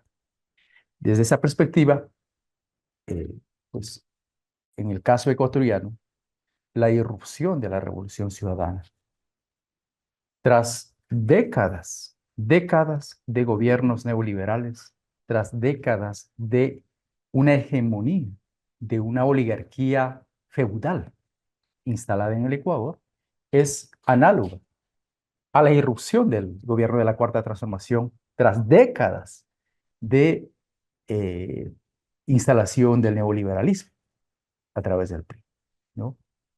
En donde con claridad Marco nos decía que en la época neoliberal el salario mínimo, si bien tenía un nivel, ciertos tipos de incrementos, pero esos eran absolutamente tibios, timoratos, decía él, pero eran absolutamente indolentes, eran absolutamente egoístas, eran una suerte de migajas a la gente trabajadora, ¿no? Porque a ellos no les interesa la igualdad. El neoliberalismo se reproduce en la desigualdad, en la explotación, en la esclavitud y en la corrupción. Ese es su caldo de cultivo, esa es la institucionalidad en la que vive, se reproduce y busca eternizarse, en la corrupción, en la injusticia, en la desigualdad. Desde esa perspectiva, ¿no? Y en aquello que ellos llaman libertad, ¿no? La libertad de negocio, la libertad de explotar, la libertad de ganar ilimitadamente, y para ello la libertad de expoliar los bienes públicos de la naturaleza, ¿no? Entonces, y la libertad de poner gobiernos a su antojo, versus la libertad entendida desde la perspectiva progresista, ¿no? De una libertad de aspirar y de ser iguales, una libertad de anhelar lo mejor en igualdad de condiciones para todos, sin discriminación, sin exclusiones. Entonces, desde esa perspectiva, obviamente, nos encontramos ante una ruptura muy profunda cuando pues, constatamos cómo el salario mínimo acá en México, en el neoliberalismo, se mantuvo en 88 pesos por décadas. En 88 pesos. Y eso estamos hablando de las personas que ellos consideraban merecían tener un salario mínimo. Porque no nos olvidemos que en el neoliberalismo habían miles y miles de personas invisibilizadas que vivían en condiciones o trabajaban en condiciones de esclavitud. En el caso del Ecuador, por ejemplo, para citar un sector muy concreto, las trabajadoras domésticas, ¿no? Invisibilizadas, sin seguros, sin vacaciones. Allí el salario mínimo no funciona de la misma manera, ¿no? Pero sin embargo, estamos hablando de décadas en que se instaló ese salario mínimo. Viene la cuarta transformación y hace un incremento, pero así radical. El incremento del 100%, por ejemplo, en la frontera norte.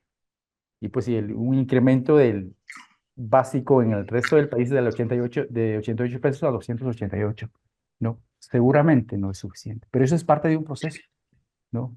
Y el gran desafío allí es cómo un salario mínimo puede y debe por lo menos equiparar al costo de aquello que conocemos como canasta básica. Normalmente en el neoliberalismo el salario mínimo está por debajo de lo que valen los insumos más elementales, más fundamentales de la canasta básica, ¿no? Y allí vemos un aspecto común entre el gobierno de la Cuarta Transformación, el gobierno de la Revolución Ciudadana, y podemos comparar con otros gobiernos, con el gobierno de Néstor Kirchner, de Cristina Fernández, con gobiernos de Evo Morales y otros gobiernos progresistas, en donde estos temas fueron prioritarios. Incrementar ese salario mínimo, pasar al salario digno e ir incrementando salarios de miseria que recibían sectores fundamentales de la vida social, los médicos o los trabajadores del ámbito de la salud o en el ámbito de la educación, ¿no? Incrementos sumamente importantes, históricos, que obviamente un gobierno neoliberal nunca lo va a hacer, porque como dijo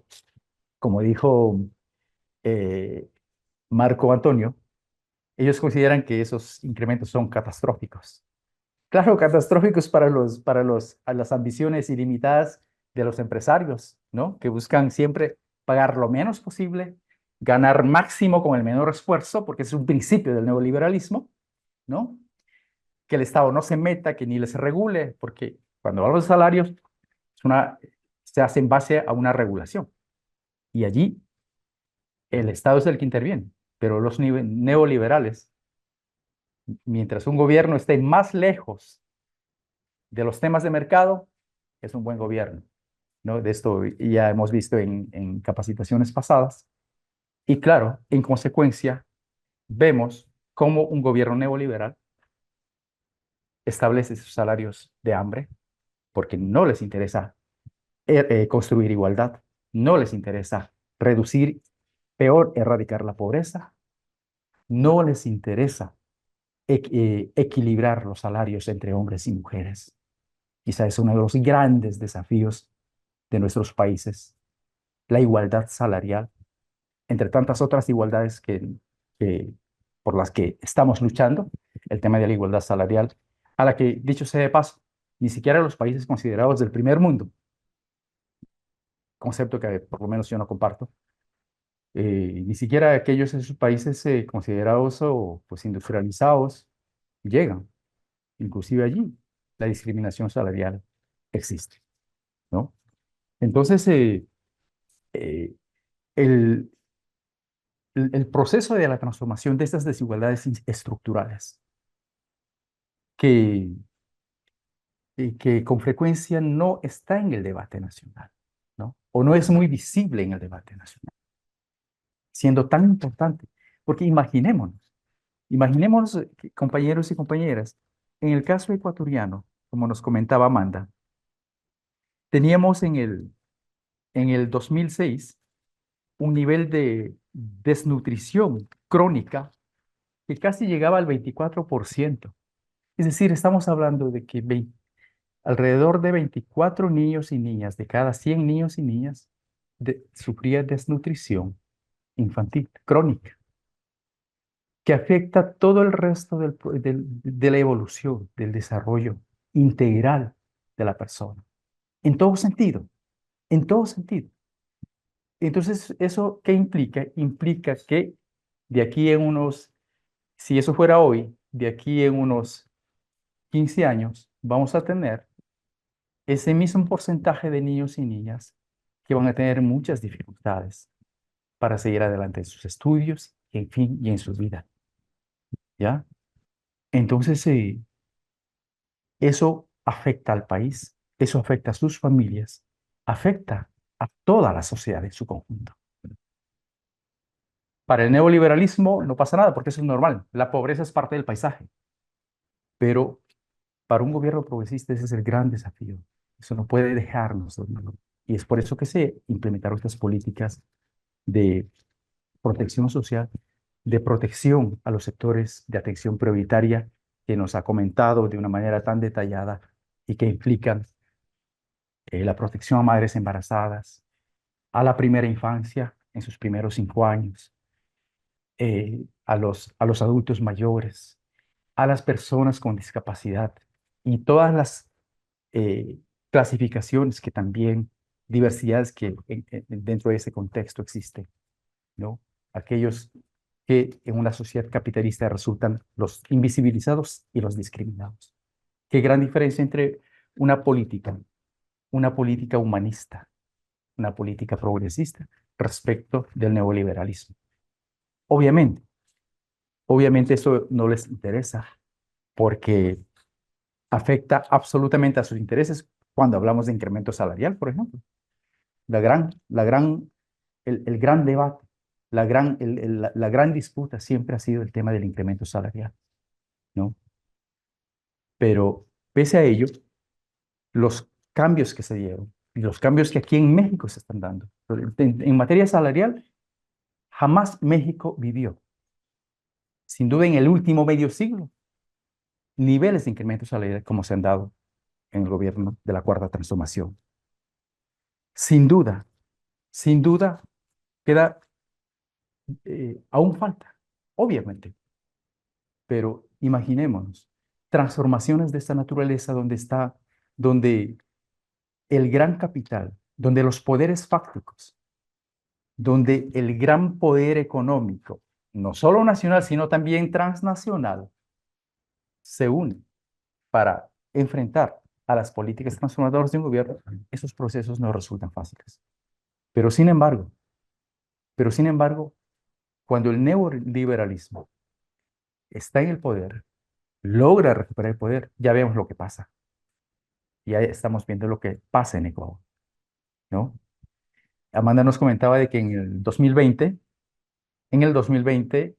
el gasto presupuestario de la cartera de inclusión social, ¿no? De la cartera de inclusión social estaba por el 20% aproximadamente, ¿no? Es decir, en todo ese año. En todo ese año, hacer un gasto, una ejecución presupuestaria, que es el término adecuado, del 20% es como decir, ah, este país no tiene problemas. Es una inoperancia y una ineptitud total. Imaginemos que eso es tan parecido a lo que ocurre hoy mismo, en este 2024 en Ecuador, en un país que ha vuelto a los apagones de hace 30 años, apagones de 8 horas, hasta de 10 horas, ¿no? Después de que la Revolución Ciudadana hizo alrededor de 10 centrales hidroeléctricas y empezó a exportar energía, hoy por hoy están en apagones, y el ministro de Energía hace una semana, la semana pasada, acaba de reconocer que su ejecución presupuestaria, ¿no? A 5 años, a 5 meses de este año, 2024, es apenas del 2.55%, en un país en tinieblas. Ese es el neoliberalismo. Y si acá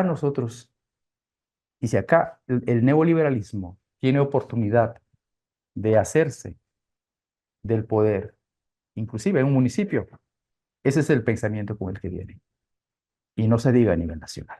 Entonces, queridos compañeros y compañeras, hemos aprendido, sin duda, yo también he aprendido mucho de esta capacitación, de rica información, elementos muy importantes de reflexión para el desempeño en nuestros espacios, en los espacios de cada uno de ustedes, para que a días de las elecciones podamos no desmayar y seguir adelante a fin de asegurar que la cuarta transformación continúe después del 2 de julio. En ese sentido, compañeros, agradezco una vez más a Amanda, a David, pues por su contribución, y espero que ustedes también hayan podido obtener insumos importantes, informaciones, y que con esto cerremos de una manera muy constructiva, pero con una mirada de optimismo, una mirada de renovada convicción para seguir luchando por la transformación. Gracias, queridos compañeros y compañeras.